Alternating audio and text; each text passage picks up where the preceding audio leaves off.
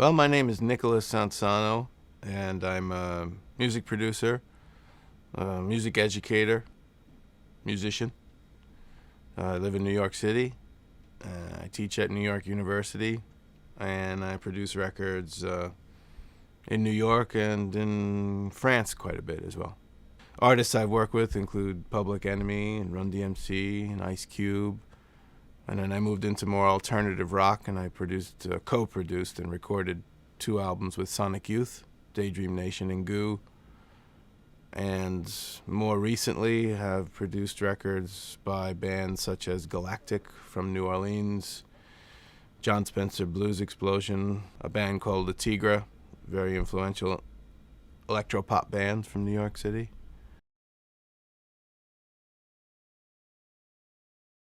I often say my job is no longer producer or engineer or musician. It's fixer.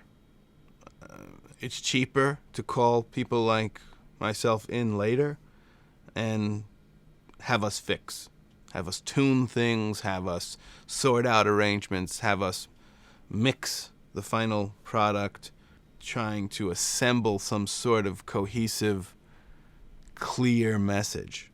Musicians, younger musicians, and some older ones I've seen, they're guilty of this too, rely too much on the technology. They give a substandard, a subpar performance, and they expect the technology to compensate for it. Oh, you can fix that. I know. You have a tool that does that. You can tune that. You can edit this to death. You can adjust this. You can adjust that. They know, unfortunately, the tools that are available to us. And yes, we can. We can. It's time consuming, but we can. We can fix just about anything. After you finish fixing it, there's no performance anymore. There's nothing there. Yeah, you have the notes, and you have the sound, and you have the tone, but that's it. You have no performance. And you try to explain this, and very often the only way you can win that argument is by saying, okay, I will do it, and I will play it back for you. And look me in the eye and say that that's the best performance you can give. You know, really, really. Tell me that truthfully, and I will accept it. I will keep it. If you challenge people, people will respond. This whole digital revolution has eliminated the challenge. Nobody's questioning.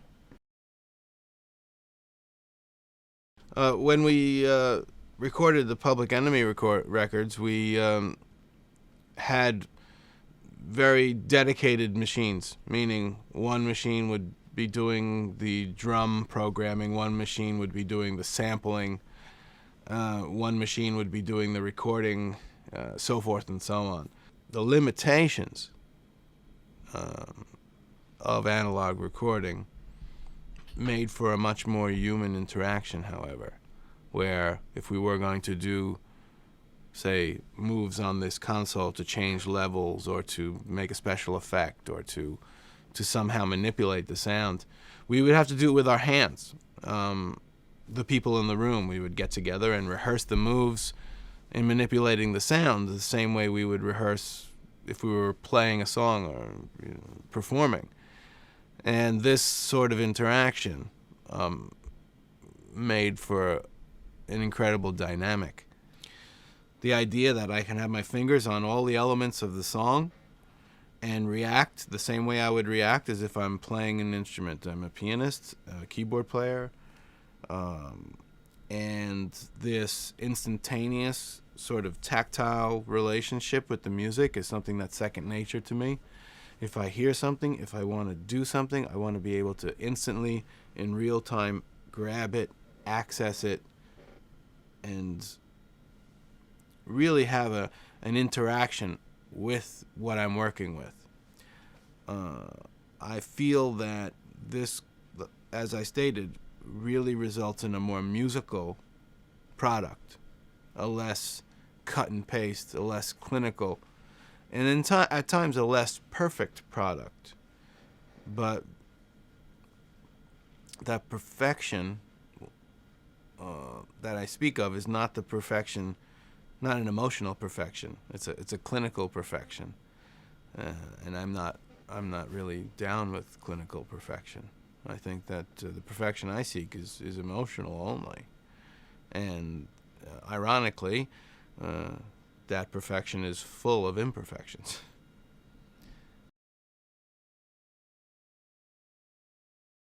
For business reasons alone, I would never want to go back to the past. I could benefit from going back to the past because the budgets were greater. It was more comfortable. I got to travel to exotic locations, eat great food, drink great wine, have unlimited amounts of money to go to any studio, hire any musician.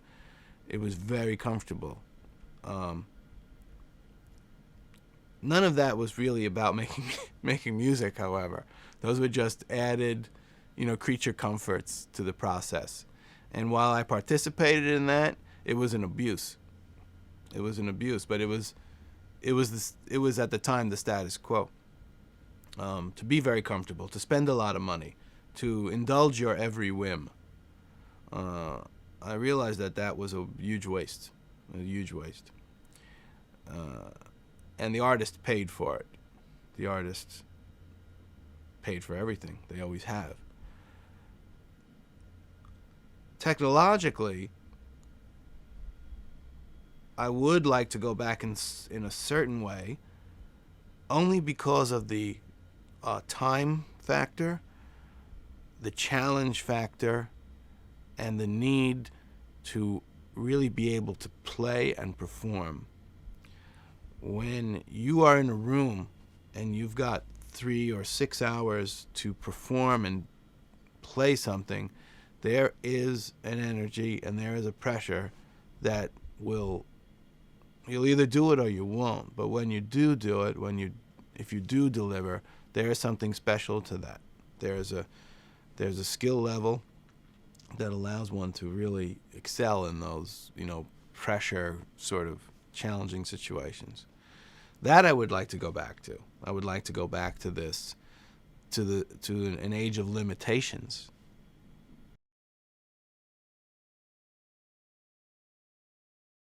The student of today knows that they have to control more elements of music production. They have to be much more entrepreneurial than I ever had to be.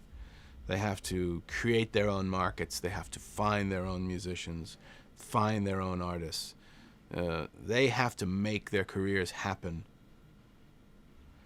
Where in my era, artists came to me. Record companies would come to producers, come to studios. We just sat there and waited, and they called, and we did the records. That doesn't happen anymore. You have to be very proactive, and I think young people realize that. That's the only world they've known. They've known this entrepreneurial music world, video world, recording world. This is their reality. In this generation, in this day and age, I too have to go out and create opportunity, create markets, brand myself. You either embrace that or you won't work.